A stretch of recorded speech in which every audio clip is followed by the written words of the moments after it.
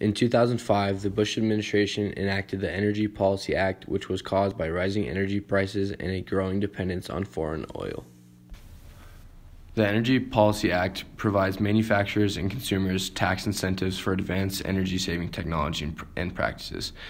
The Energy Policy Act specifically addresses 12 categories. Those categories are energy efficiency, renewable energy, oil and gas, coal, electricity, hydropower and geothermal energy, tribal energy, nuclear matters and security, vehicles and motor fuels, hydrogen, energy tax incentives, and climate change technology.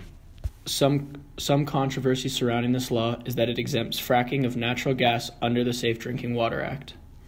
The Energy Policy Act of 2005 promotes new forms of energy in the most efficient way possible. Some changes that have resulted because of the law are new energy standards for household appliances like washers, refrigerators, and freezers. The Energy Policy Act of 2005 is still active and has not changed. It has still not addressed the harmful effects of fracking, coal mining, and natural gas.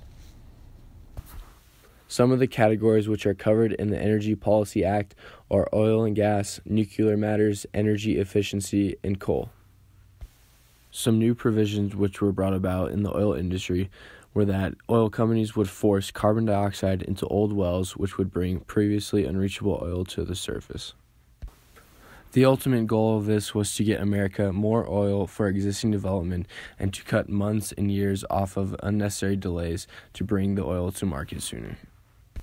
In terms of natural gas, the Energy Policy Act estimated that over 7 trillion cubic feet of new gas would be brought to market in the next 15 years, which would eliminate months and years of bureaucratic delays in issuing drilling permits in approved areas.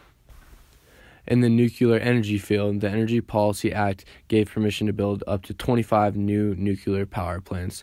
These new power plants would create between 40,000 and 45,000 construction jobs, and 10,000 high-tech plant operation jobs, which are high-paying, would also be created. New efficiency standards for 15 large commercial and residential appliances like washers, refrigerators, freezers, air conditioners, and ice makers were put into place. Because of these new standards, the amount of energy saved is equal to more than 80 600-megawatt power plants. In the coal industry, 55,000 new coal miners were to be hired, and by 2025, coal would generate as much as 54% of our existing electricity. Investments in clean coal facilities were put into place, and the coal industry received more than $9 billion in loans, research funds, tax breaks, and other subsidies.